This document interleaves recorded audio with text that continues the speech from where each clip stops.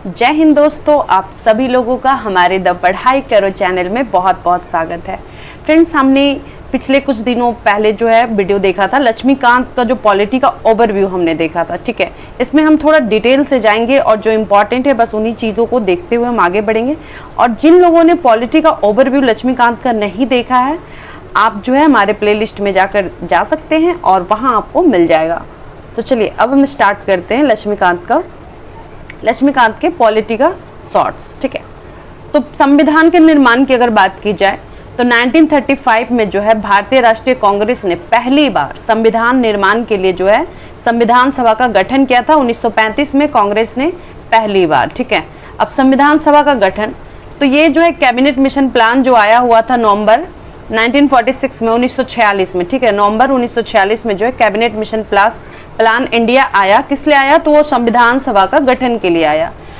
ठीक है, उसके बाद दूसरा हो गया कि जैसे हर प्रांत से जो है देसी रियासत जितने भी थे तो उनकी जितनी जनसंख्या थी उसके रेशियो में जो है सीट बांटा गया था और प्रत्येक 10 लाख लोगों पे एक सीट आवंटित की गई थी। ठीक है, अगर कहीं का मान ले जाए कि जैसे बंगाल का है, वहाँ पे 50 लाख लोग हैं, तो यानी कि वहाँ पे क्या होगा कि 5 लोग जो है बंगाल से यहाँ पर आएंगे संविधान सभा के गठन के लिए। ठीक है, इस तरीके से आवंटित सीटों का निर्धारण जो है 3 तरह के समुदायों में किया गया, मुस्लिम, सिख और सामान्य। मुस्लिम और सिख को छोड़ के अन्य सभी के बीच में किया गया था। ठीक है, मुस्लिम, सिख और सामान्य के बीच जो है इसका किया गया था। देशी रियासत के प्रतिनिधि का बात करें तो उसका सिलेक्शन कैसे होता था? तो जो रियासत का जो चीफ होते थे, रियासत के जो प्रमुख होते थे, उनके द्वारा किया जाता था। अब संविधान सभा का चुनाव देख लेते हैं कि कैसे कैसे संविधान सभा में लोगों का जो चुनाव हुआ। तो संविधान सभा में आंशिक रूप से चुनी हुई और आंशिक रूप से नामांकित निकाय थी, दोनों थी। ठीक है, यानी आंशिक रूप से एक तो इलेक्टेड मेंबर भी थी, ठीक है, और दूसरा जो है आपका नॉमिनेटेड मेंबर भी थी, दोनों थी। चुनी हुई सरकार भी थी और नामांकित निकाय भी थी। ठीक है, फिर संविधान सभा का चुनाव जो होता है वो वयस्क मताधिकार के आधार पर नहीं हुआ था। ठीक है, संविधान सभा का चुनाव वयस्क मताधिकार के आधार पे नहीं हुआ। इसमें क्या हुआ कि प्रत्येक समुदाय जैसे कि हिंदू, मुस्लिम, सिख, पारसी, फिर एंग्लो इंडियन हो गए, फिर इंडियन क्रिश्चियन हो गए, भारतीय ईसाई हो गए। ठीक है, उसके बाद फिर आपका कौन हो गए? तो अनुसूचित जाति, SC, ST, फिर फीमेल, इसके प्रतिनिधियों को स्थान दिया गया था। ठीक है, ये सब दिया गया था, हिंदू, मुस्लिम, सिख, पारसी सब अलग अलग तरीके से जो है सबको स्थान दिया गया था। और इसमें कुल कितनी सीटें थी? तो 389 कुल सीटें थी। ठीक है, संविधान सभा का जब गठन हुआ था तो उस समय जो है 389 टोटल सीट थी। अब 389 टोटल सीट में हम देखते हैं कि कितना किधर किधर था। ठीक है, तो अगर बात करें कि ब्रिटिश भारत जो निर्धारित था वो 296 सीट था। ठीक है, ब्रिटिश भारत जो था हमारा उस समय, तो वो निर्धारित किया गया था कि 296 सीट जो है आपका ब्रिटिश भारत के अंदर रहेगा। और 93 जो है देसी रियासत से था। देसी रियासत का जो बंटवारा हुआ था उससे सीट नहीं भर पाया था। ठीक है, क्योंकि वो लोग जो है संविधान सभा के खिलाफ थे, क्योंकि वो लोग चाहते थे कि भाई अब जब अंग्रेज चले जाए तो हम अपना जो राज्य है उसको हम फिर से अपना राजा की तरह जो है हम अपना राज्य को चला सकें। तो इसलिए बहुत सारे लोग जो है उसमें नहीं पहुंचे थे। अब हम देखते कि 296 जो ब्रिटिश भारत हुआ तो उसमें क्या सीट हुआ? तो 208 सीट किसको? तो कांग्रेस को मिली। 208 सीट कांग्रेस को मिलती है, 73 सीट मुस्लिम लीग को। सीटों की संख्या याद रखना चाहिए। 15 सीट किसके लिए? तो ये स्वतंत्र सदस्यों को प्राप्त था। ठीक है, 208 सीट कांग्रेस को मिलती है, 73 सीट मुस्लिम लीग को और 15 सीट स्वतंत्र सदस्यों को प्राप्त थी। ठीक है, अब संविधान सभा की बैठक की बात कर ले तो इसकी बैठक सबसे पहले हुई थी 9 दिसंबर 1946 को।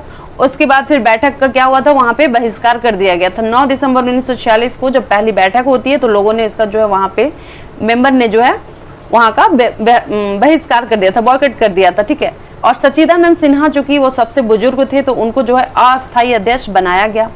फिर 2 दिन के बाद 11 दिसंबर को दूसरा बैठक होता है और सच्चिदानंद सिन्हा जो है काफ़ी बीमार रहते थे तो इसलिए उनका स्वास्थ्य ठीक नहीं रहता था, इसलिए सोचा गया कि एक अस्थाई सही इंसान वहाँ पे रहना चाहिए। तो राजेंद्र प्रसाद को जो है अस्थाई अध्यक्ष वहाँ चुना गया 11 दिसंबर को।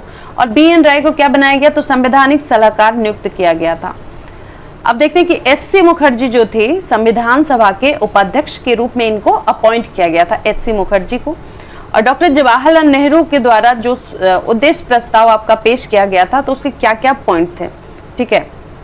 तो हम देखते हैं कि उद्देश्य प्रस्ताव की अगर बात करें तो संविधान सभा जो है भारत को एक स्वतंत्र संप्रभु गणराज्य घोषित करती है। उद्देश्य प्रस्ताव में था, जो हमारा प्रस्तावना है वही बाद में जो है प्रस्तावना में ही जो उद्देश्य प्रस्ताव को चेंज कर दिया गया, ठीक है। तो उनके अनुसार था, पहला पॉइंट पे उन्होंने कहा था कि भारतीय सभा भारत को एक स्वतंत्र संप्रभु गणराज्य घोषित करती है, ये उद्देश्य प्रस्ताव में लिखा था। दूसरे पॉइंट पे क्या लिखा था कि भारत के अंदर जितना भी क्षेत्र है ना, भारतीय राज्य में जितना भी शामिल जितने भी सारे क्षेत्र हो गए, ठीक है, पूरा एरिया, पूरा भारत का एरिया, भारत के बाहर ऐसा क्षेत्र जो भारत में बाद में शामिल होना चाहिएगा वो हो गए, और इनकी जो सीमा हो गई, क्षेत्रों का निर्धारण हुआ, ये संविधान द्वारा किया जाएगा, ठीक है। ये बात उन्होंने उद्देश्य प्रस्ताव में ही कह दिया था। तीसरा क्या है उनके पॉइंट था कि संप्रभु स्वतंत्र भारत की सभी शक्तियां एवं प्राधिकार आदि को स्रोत भारत की जनता होगी, ठीक है। यानी संप्रभु स्वतंत्र भारत की जितनी भी शक्तियां हैं, जो प्रोविजन है, इसका सोर्स कौन होगा, तो इसका सोर्स आपका जो है भारत की जनता होगी, पब्लिक होगी। उसके बाद भारत के सभी लोगों की बात करें तो भारत के सभी लोगों के लिए न्याय, सामाजिक, आर्थिक, राजनीतिक स्वतंत्रता व सुरक्षा, अवसर की समानता, विधि के समक्ष क्षमता, विचार एवं अभिव्यक्ति, विश्वास, धर्म, संगठन बनाने आदि की स्वतंत्रता तथा लोक नैतिकता की स्थापना जो है सुनिश्चित की जाएगी। यह उद्देश्य प्रस्ताव में हो गया। फिर नेक्स्ट पॉइंट में था कि जो अल्पसंख्यक थे, जो पिछड़े वर्ग थे, है ना, जो जनजातीय क्षेत्र के लोग थे, एसटी, तो उनको जो है पर्याप्त सुरक्षा भी दी जाएगी। फिर उनका और क्या था कि संघ की एकता को जो अक्षुण्ण बना रखा जाएगा, ठीक है, यानी संघ की एकता को तोड़ा नहीं जा सकता, सब मिलजुल के रहेंगे, एकता बना के रखा जाएगा। उसके बाद है कि विश्व शांति एवं मानव कल्याण को बढ़ावा देने के निमित्त उनके योगदान को सुनिश्चित किया जाएगा। उन्होंने कहा था कि वर्ल्ड पीस और मानव कल्याण, ठीक है, ह्यूमन वेलफेयर को बढ़ावा देने के लिए जो है योगदान को सुनिश्चित किया जाएगा। अब क्या है कि उद्देश्य प्रस्ताव को परिवर्तित कर ही संविधान की प्रस्तावना का निर्माण किया गया। ओके, जो उद्देश्य प्रस्ताव था, ठीक है, उसको चेंज करके ही जो संविधान की प्रस्तावना का निर्माण किया गया, जो हमने पहले ही पढ़ा, ठीक है। अब हम देखते हैं कि भारतीय स्वतंत्रता अधिनियम 1947 से संविधान सभा में क्या क्या चेंजेस आए। तो इस एक्ट में क्या हुआ कि ब्रिटिश संसद द्वारा जो है भारत के संबंध में जितना भी बनाया गया कानून था उसको समाप्त किया गया या फिर उसको बदलने का अधिकार दे दिया गया। अगर आप चाहते हैं कि 1947 में ये कहा गया है कि इस जो ब्रिटिश सरकार जो एक्ट बनाई थी, ठीक है, जो नियम कानून बनाई थी, अगर उसको भारत सरकार चाहे तो उसको चेंज कर सकता है या पूरे तरीके से समाप्त भी कर सकता है। दूसरा क्या परिवर्तन आया कि इसमें जो सभा था, ठीक है, सभा को जो भारत का संविधान निर्माण करना था, भारत के लिए जो आम कानून लागू करना था, ये सब दो काम जो है सौंपे गए थे किसमें, तो सभा को, ठीक है। इस प्रकार संविधान तथा स्वतंत्र भारत की ये पहली पसंद बनी। अब तीसरा क्या था कि जब विभाजन हुआ तो मुस्लिम लीग के सदस्य संविधान सभा से अलग हो गए, तो संविधान सभा के लिए जो सीटें को बंटवारा हुआ था, अब कुल सीटों की संख्या कितनी हो गई थी, तो 299 थी, जिसमें से 229 सीट आपका जो ब्रिटिश भारत के लिए था, 70 सीट देसी रियासत के लिए सुनिश्चित किया गया था कि जब ये भारत पाकिस्तान का जो है विभाजन हो जाता है तो कितनी सीटें रह जाती, तो 299 सीट रह जाती हैं, जिसमें से 229 सीट ब्रिटिश भारत के लिए और 70 सीट जो है देसी रियासत के लिए डिसाइड किया गया था। अब संविधान सभा की समितियां देख लेते हैं और उनके अध्यक्ष देख लेते हैं। संघीय संविधान समिति के अध्यक्ष थे जवाहरलाल नेहरू, वहीं प्रांतीय की बात की जाए तो सरदार पटेल, प्रारूप समिति की बात की जाए ड्राफ्टिंग कमेटी की तो ये डॉक्टर BR अम्बेडकर थे, संचालन समिति की बात की जाए तो डॉक्टर राजेंद्र प्रसाद, संघ शक्ति समिति जवाहरलाल नेहरू, संघ से रिलेटेड जितनी भी समितियां थी उस समय जवाहरलाल नेहरू ही उसके हेड थे। अगर मौलिक अधिकारों एवं अल्पसंख्यक संबंधी परामर्श समिति की बात की जाए तो ये सरदार पटेल को जाता है, मौलिक अधिकार और अल्पसंख्यक। अब इसमें देख लेते हैं इसके उपाध्यक्ष भी बने थे, तो मौलिक अधिकार उप समिति के अध्यक्ष कौन थे, तो JP कृपलानी को बनाया गया था। वहीं अल्पसंख्यक उप समिति के जो ये अध्यक्ष कौन थे उप समिति के, तो ये SC मुखर्जी उपाध्यक्ष थे, ठीक है, सॉरी, मौलिक अधिकार उप समिति के अध्यक्ष थे JB कृपलानी और अल्पसंख्यक उप समिति के अध्यक्ष थे SC मुखर्जी, ठीक है। राज्यों की समिति का समझौता करने वाले कौन थे, तो जवाहरलाल नेहरू जो है राज्यों के लिए कमेटी का समझौता करने वाली कमेटी जो है राज्यों के लिए, ये जवाहरलाल नेहरू उसके अध्यक्ष थे। कार्य संचालन समिति डॉक्टर के.एम. मुंशी को प्राप्त था, ठीक है। कार्य संचालन समिति के अध्यक्ष थे डॉक्टर के.एम. मुंशी। वहीं राष्ट्र ध्वज संबंधी यानी तदर्श समिति, ठीक है, राष्ट्र ध्वज संबंधी तदर्श समिति के अध्यक्ष थे डॉक्टर राजेंद्र प्रसाद। अब प्रारूप समिति के बारे में बात कर लेते हैं। तो संविधान बनाने के लिए जो प्रारूप समिति बना था, ड्राफ्टिंग तैयार किया गया था, संविधान का प्रारूप तैयार किया गया था, तो इसका गठन कब हुआ था? तो आपका 29 अगस्त 1947 को हुआ था। इसमें कुल 7 सदस्य थे, ठीक है। इसका गठन जो आपका 29 अगस्त 1947 को हुआ था और इसमें कुल 7 सदस्य थे। अल्लादी कृष्ण स्वामी अय्यर, पहला अगर हम बात करें कि सबसे पहले जो अध्यक्ष हो गए डॉक्टर बी.आर. अम्बेडकर, दूसरे हो गए एन. गोपाला स्वामी अयंगर, तीसरे हो गए अल्लादी कृष्ण स्वामी अय्यर, चौथा हो गए डॉक्टर के.एम. मुंशी, 5वें नंबर पे सैयद मोहम्मद शादुल्ला और 6ठे नंबर पे एन. माधव राव। और इन्होंने जो है बी.एल. मित्र के इस्तीफे के बाद जो है एन. माधव राव थे, पहले बी.एल. मित्र थे, उसके बाद वो अपना रेजिग्नेशन दे देते हैं तो एन. माधव राव। 7वें नंबर पे आपके हो गए टी.टी. कृष्णमाचारी। ये डी.पी. खेतान की मृत्यु हो जाती है तो टी.टी. कृष्णमाचारी जो है इसके जो है मेंबर बन जाते हैं, सदस्य बन जाते हैं। तो अगर बात की जाए, अगर अध्यक्ष को हटा दिया जाए, डॉक्टर बी.आर. अम्बेडकर चूंकि प्रारूप समिति के अध्यक्ष थे, तो अगर क्वेश्चन आएगा कि टोटल कितने थे, तो टोटल आपका 7 हो गए। लेकिन अगर कहेगा कि सदस्य कितने थे, अध्यक्ष को छोड़ के सदस्य कितने थे, तो ये 6 थे, ठीक है। 6 मेंबर थे और 1 अध्यक्ष थे, तो टोटल 7 हो गए। अब हम देखते हैं कि प्रारूप समिति द्वारा जो संविधान का पहला प्रारूप आपका कब प्रकाशित किया गया, ये भी क्वेश्चन आता है। तो फरवरी 1948 में जो है ये पब्लिश किया गया था। प्रारूप समिति के द्वारा जो संविधान का पहला प्रारूप हुआ था वो फरवरी 1948 में प्रकाशित किया गया था। और डॉक्टर बी.आर. अम्बेडकर की बात करें तो उन्होंने 4 नवंबर 1948 को जो है संविधान का अंतिम ड्राफ्टिंग यानी अंतिम प्रारूप जो है प्रारूप पेश कर दिया था। कब किया था? तो 4 नवंबर 1948 को संविधान का ड्राफ्ट उन्होंने पेश किया था। और इस बार पहली बार संविधान को पढ़ा गया कब? तो 4 नवंबर 1948 को। 26 नवंबर 1949 को जो है संविधान को भारत के लोगों ने संविधान अपनाया था। हम पता है कि उस दिन लागू हुआ था। 26 नवंबर 1949 को जो है संविधान लागू हुआ था। और 26 नवंबर 1949 को जो अपनाया गया संविधान के प्रस्तावना थे उसमें कितने? तो 395 अनुच्छेद थे, 8 अनुसूचियां थी और भाग कितने थे? 8 अनुसूचियां हो गई और भाग उस समय जो है 22 थे। उसके बाद प्रस्तावना को पूरे संविधान को लागू करने के बाद लागू किया। 26 नवंबर 1949 को जो संविधान हुआ उसमें जो है 395 आर्टिकल हो गए, 8 आपका जो है अनुसूचियां हो गई और भाग आपके जो है 22 हो गए। चलिए अब देखते हैं कि संविधान सभा जो है 22 जुलाई 1947 को राष्ट्रीय ध्वज को अपनाया था। डेट सब याद रखने का कि संविधान सभा का जो 22 जुलाई 1947 को क्या हुआ था, तो राष्ट्रीय ध्वज को इन लोगों ने अपनाया था।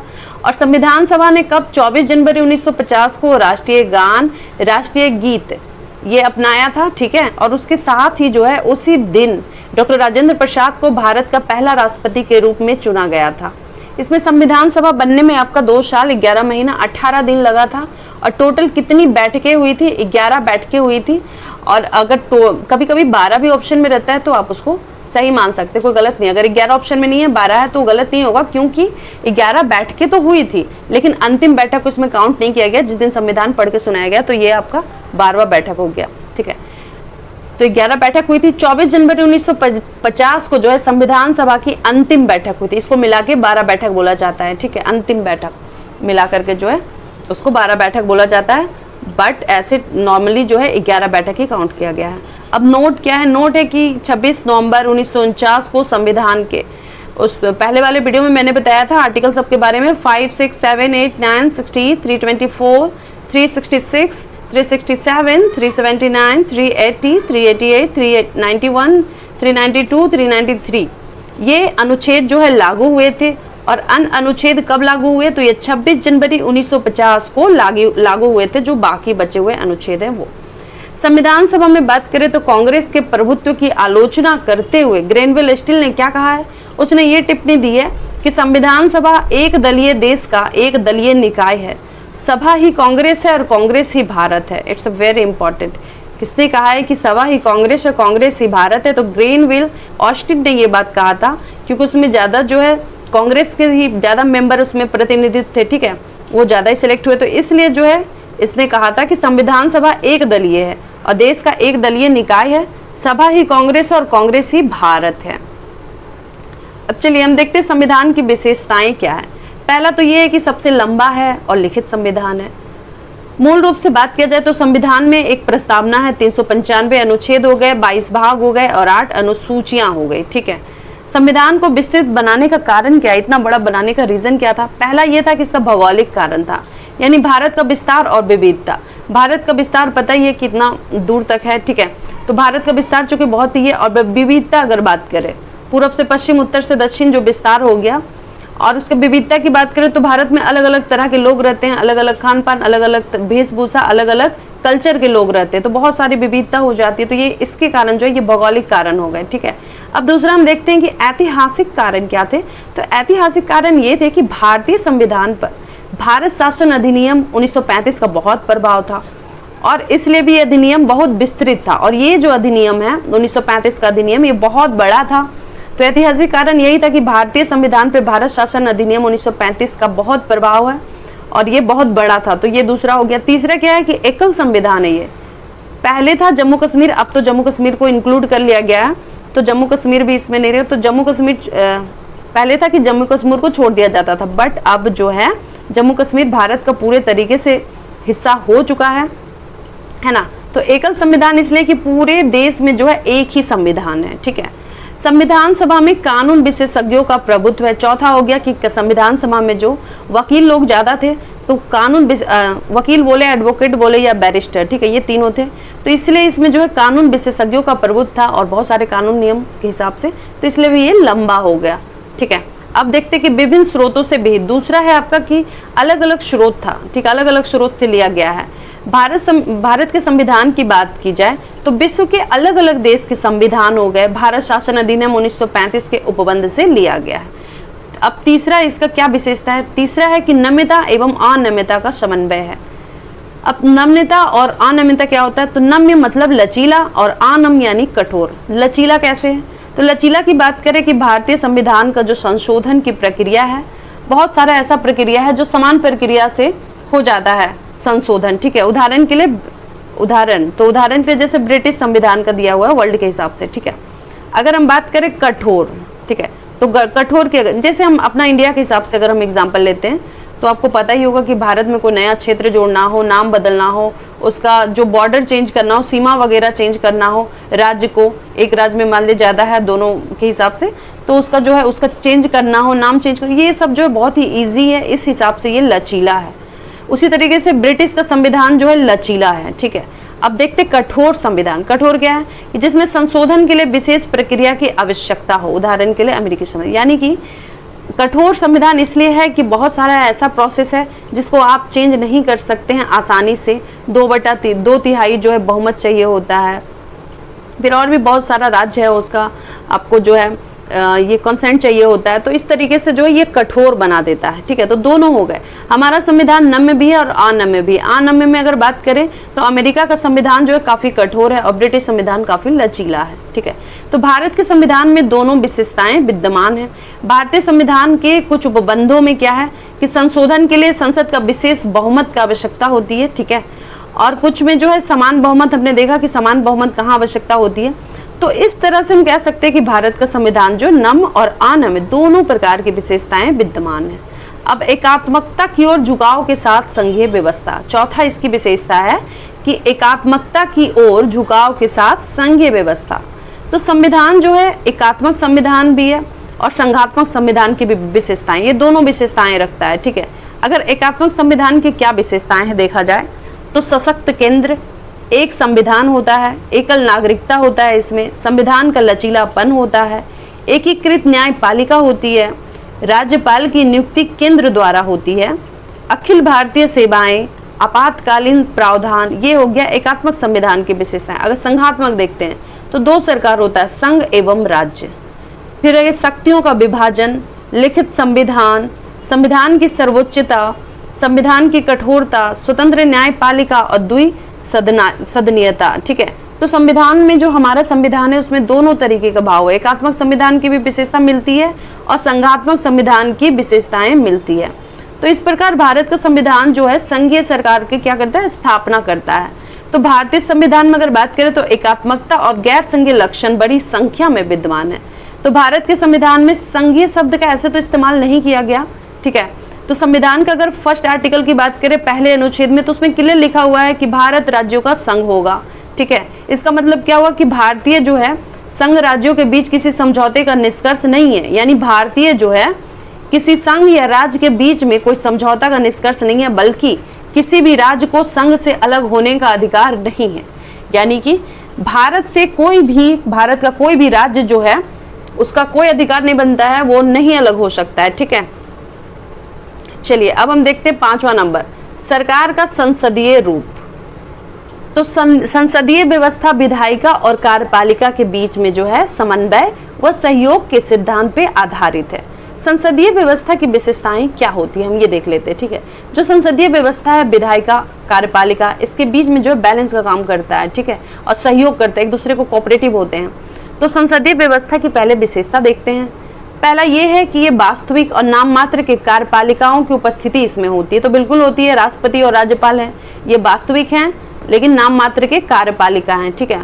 फिर बहुमत वाले दल की सत्ता होती है, बिल्कुल होती है, ठीक है, हमारे भी देश में है ही। विधायिका के समक्ष कार्यपालिका की संयुक्त जवाबदेही होती है, हाँ विधायिका के समक्ष जो है कार्यपालिका का जो है संयुक्त जवाबदेही होता है। फिर विधायिका में मंत्रियों की सदस्यता होती है, सही है। प्रधानमंत्री या मुख्यमंत्री का नेतृत्व होता है। निचले सदन का विघटन लोकसभा अथवा विधानसभा, ये सब जो है आपका सरकार का संसदीय रूप बनाने की विशेषता ये है, इसलिए हम कहते हैं कि हमारा जो भारत सरकार है वो संसदीय है, ठीक है। नोट क्या है, नोट है आपका कि ब्रिटिश संसद की तरह भारतीय संसद संप्रभु नहीं है। भारत का प्रधान अथवा राष्ट्रपति निर्वाचित होता है, जबकि ब्रिटेन के उत्तराधिकारी व्यवस्था है, ठीक है। ब्रिटिश संसद में क्या है कि वहाँ पे जो है ब्रिटिश संसद में जो है वहाँ पे सिलेक्शन मतलब इसके द्वारा क्या बोलते हैं, राष्ट्रपति का जो निर्वाचन है वहाँ पे नहीं होता है, ठीक है, राजा का कोई निर्वाचन नहीं होता है।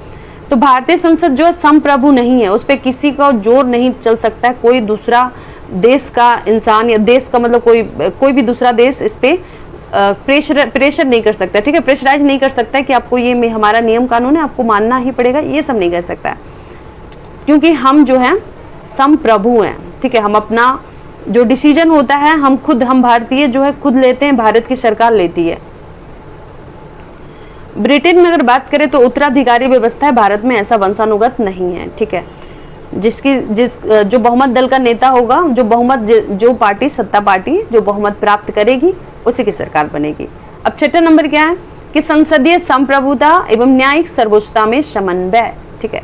यानी संसदीय संप्रभुता और न्यायिक सर्वोच्चता में जो है क्या समन्वय, देखते हैं कि भारतीय संविधान निर्माताओं ने ब्रिटेन की संसदीय संप्रभुता और अमेरिका की न्यायपालिका सर्वोच्चता के बीच उचित संतुलन बनाने की प्राथमिकता दी। एक और जहां बात करते हैं कि भारतीय संविधान को जो निर्माता थे, तो ब्रिटेन का जो संसदीय संप्रभुता हो गया और अमेरिका का जो न्यायपालिका हो गया, न्यायपालिका सर्वोच्चता, इसके बीच में जो बोला गया कि बैलेंस बनाना है, ठीक है, ये जो है सबसे ज्यादा प्रेफरेंस में रखा था। अब एक और बात करें कि जो सुप्रीम कोर्ट है अपने न्यायिक समीक्षा की शक्तियों के तहत क्या करती है, संसदीय कानूनों को असंवैधानिक घोषित कर सकती है, ठीक है। अगर सुप्रीम कोर्ट को लगता है कि जो वहाँ पे विधायिका के द्वारा जो नियम कानून बनाए गए हैं संसद के द्वारा, तो वो अगर अनकॉन्स्टिट्यूशनल है, असंवैधानिक है, तो उसको घोषित कर सकती है, ठीक है, असंवैधानिक घोषित कर सकती है। अगर दूसरी ओर बात करें तो संसद अपनी संवैधानिक शक्तियों के बल पे संविधान के बड़े भाग को संशोधित कर सकती है, ठीक है। दूसरी ओर क्या है कि संसद अगर चाहे कि ज़्यादातर मेंबर उसके अगर ये चला जाएगा, ज़्यादातर मेंबर का, ठीक है, परमिशन मिल जाएगा, तो उसके बल पे जो है संविधान का बड़े भाग को संशोधित कर सकती है। जैसे कि 9वीं अनुसूची में आने वाले सभी प्रावधान न्यायिक समीक्षा से बाहर है और 9वीं अनुसूची की स्थापना संसद द्वारा की गई थी। एग्जाम्पल दिया है बड़ा अच्छा कि जो 9वीं शेड्यूल था, तो 9वीं अनुसूची में जो आने वाले जितने भी प्रोविजन है वो सबको जुडिशियल रिव्यू में से बाहर रखा गया। अगर 9वीं अनुसूची की बात की जाए तो उसमें क्या है, तो उसमें जो केंद्र और राज्य का एक सूची है, ठीक है, एक लिस्ट है जिसको जो है न्यायालय में चुनौती नहीं दी जा सकती, और उसी के तहत जो है आपका संविधान का जो है पहला संविधान संशोधन हुआ था, ठीक है, लैंड वाला। तो चलिए अब हम 1951 में, तो चलिए अब हम देखते हैं कि एकीकृत व स्वतंत्र न्यायपालिका, ठीक है, 7 नंबर में हो गया कि एकीकृत व स्वतंत्र न्यायपालिका, वो कैसे? तो भारतीय संविधान एक ऐसी न्यायपालिका की स्थापना करती है जो अपने आप में क्या है, तो एकीकृत होने के साथ साथ स्वतंत्र भी है, ठीक है। और सुप्रीम कोर्ट जो है एक संघीय अदालत है, सुप्रीम कोर्ट संघीय अदालत है और ये वो न्यायालय है जो संविधान का संरक्षक है, ठीक है। न्यायालय जो है संविधान का संरक्षक है।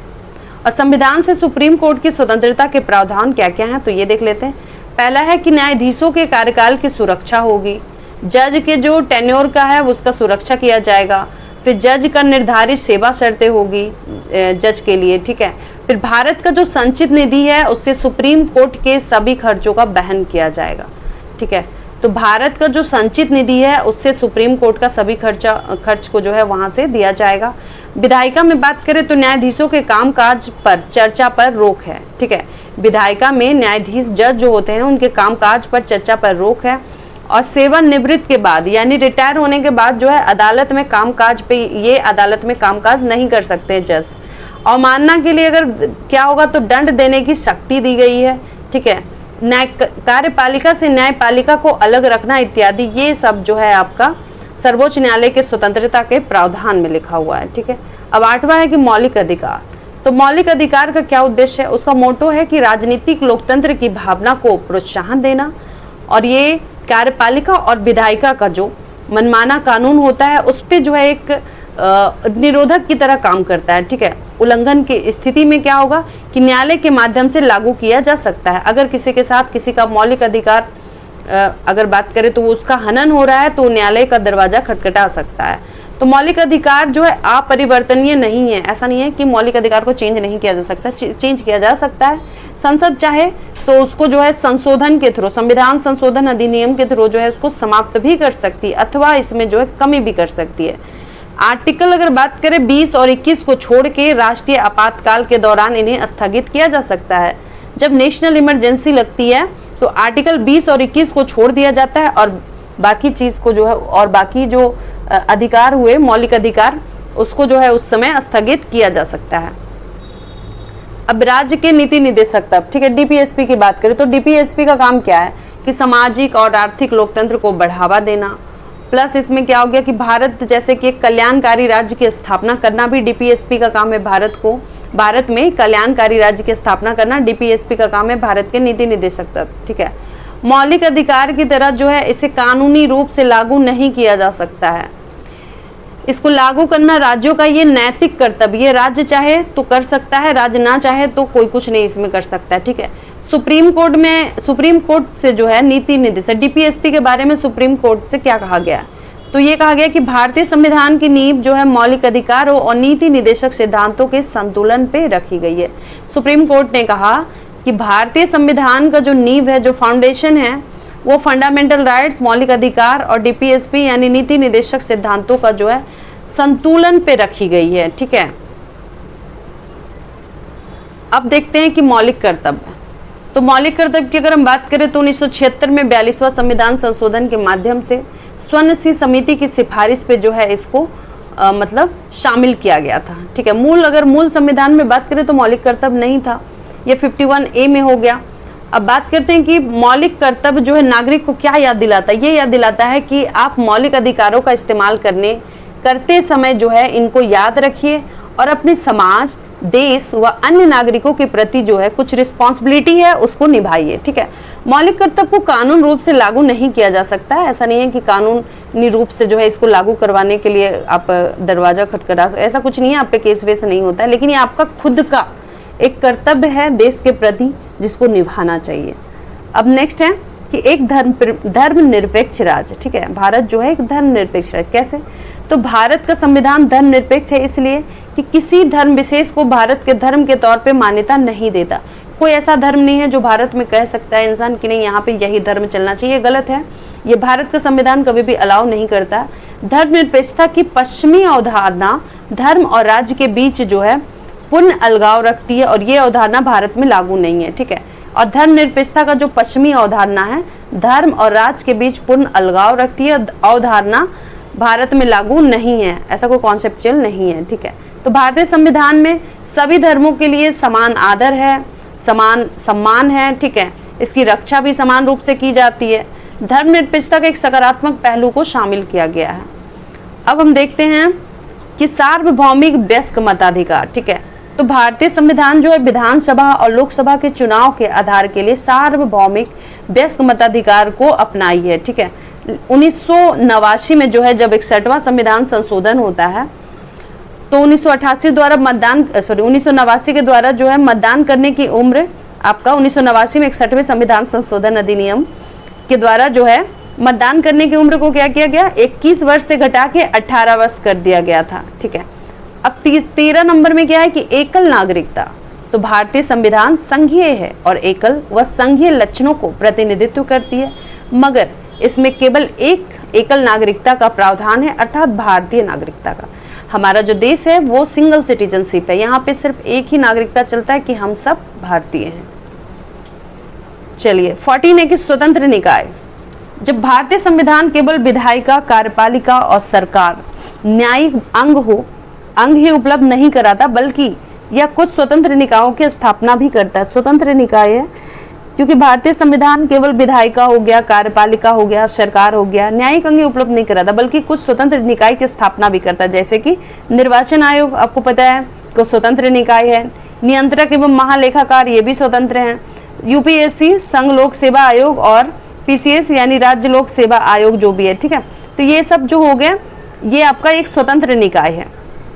अब आपातकालीन प्रावधान को देखते हैं कि आपातकालीन की स्थिति में बेहतरीन तरीके से निपटने के लिए भारतीय संविधान ने क्या क्या है कि राष्ट्रपति के लिए जो है इमरजेंसी प्रोविजन की व्यवस्था की है, और इसका उद्देश्य क्या है कि देश की संप्रभुता, एकता, अखंडता और सुरक्षा, संविधान एवं देश के लोकतांत्रिक ढांचे को सुरक्षा प्रदान करे, ठीक है। तो अगर 3 प्रकार की इमरजेंसी की बात होती है, एक होता है नेशनल इमरजेंसी, एक होता है राज्य में जो आपातकाल लगता है, ठीक है, इमरजेंसी इन स्टेट, और तीसरा हो गया फाइनेंशियल इमरजेंसी, ठीक है। तो राष्ट्रीय आपातकाल की अगर हम बात करते हैं तो ये आर्टिकल 352 के तहत आता है, ठीक है। राष्ट्रीय आपातकाल आर्टिकल 352, उसमें क्या होता है कि युद्ध हो, आक्रमण हो अथवा सशस्त्र विद्रोह की स्थिति में हो तो राष्ट्रीय आपातकाल लगाया जा सकता है राष्ट्रपति के द्वारा। अगर राज्य में बात करें आपातकाल कब लगाया जा सकता है कि राज्य में अगर इसका आर्टिकल कितना है तो राज्य में आपातकाल का 2 आर्टिकल है, 356 और 365। अगर राज्य में संवैधानिक तंत्र की असफलता हो रही है तो इसको जो है आर्टिकल 356 के तहत जो है राज्य में लगाया जा सकता है। और केंद्र के निर्देशों का अनुपालन में अगर असफल है कोई स्टेट तो ये आर्टिकल 365 के तहत, ठीक है। ये दोनों आर्टिकल बहुत ही थोड़ा सा मिस्टेक है, ठीक है। तो यहाँ पे दोनों का जो है बीच में माइनर ये है चेंजेस है। तो जैसे देखिए 356 क्या हो गया कि राज्य में अगर कोई संवैधानिक तंत्र की असफलता हो रही है तो इसमें आर्टिकल 356 के तहत राज्य में आपातकाल लगाया जा सकता है। वहीं आर्टिकल 365 क्या हो गया, तो जो केंद्र होता है सेंट्रल लेवल पे, ठीक है, सेंट्रल लेवल पे जो डायरेक्शन दिया जाता है, निर्देश दिया जाता है, उसका अनुपालन में देख रहे कि उसका पालन नहीं कर पा रहे, उसको फॉलो नहीं कर पा रहे, तो उसमें भी राष्ट्रपति जो है आर्टिकल 365 के तहत जो इमरजेंसी स्टेट में लगा सकता है राज्य में। तीसरा हो गया वित्तीय आपातकाल, ठीक है, ये आर्टिकल 360 है। तो भारत की वित्तीय स्थिरता संकट में जब होगी तो वित्तीय आपातकाल लग सकती है, बट अभी तक वित्तीय आपातकाल नहीं लगा है। अब त्रिस्तरीय सरकार, मूल रूप से बात करें तो भारतीय संविधान में जो है 2 स्तरीय राज्य व्यवस्था का किया गया है, संघ और राज्य, ठीक है, यानी केंद्र और राज्यों की शक्तियां अंतर्विष्ट थी। लेकिन बाद में 1992 में 73 और 74वां संविधान संशोधन लागू किया गया और वहां पे संघ, राज्य व स्थानीय सरकार का जो है प्रोविजन किया गया, जो विश्व के अन्य किसी संविधान में नहीं है। त्रिस्तरीय सरकार ये सिर्फ भारत में है। तो चलिए आज हम यहीं तक रहने देते हैं, नेक्स्ट वाला जो है नेक्स्ट क्लास में हम देखेंगे और इसे हम 8 क्लास में जो है कंप्लीट लक्ष्मीकांत को खत्म हो जाएगा, ठीक है, इसका शॉर्ट नोट्स है। तो होप सो गाइज आपको मेरा वीडियो अच्छा लगा हो। Thank you so much. जय हिंद, जय भारत।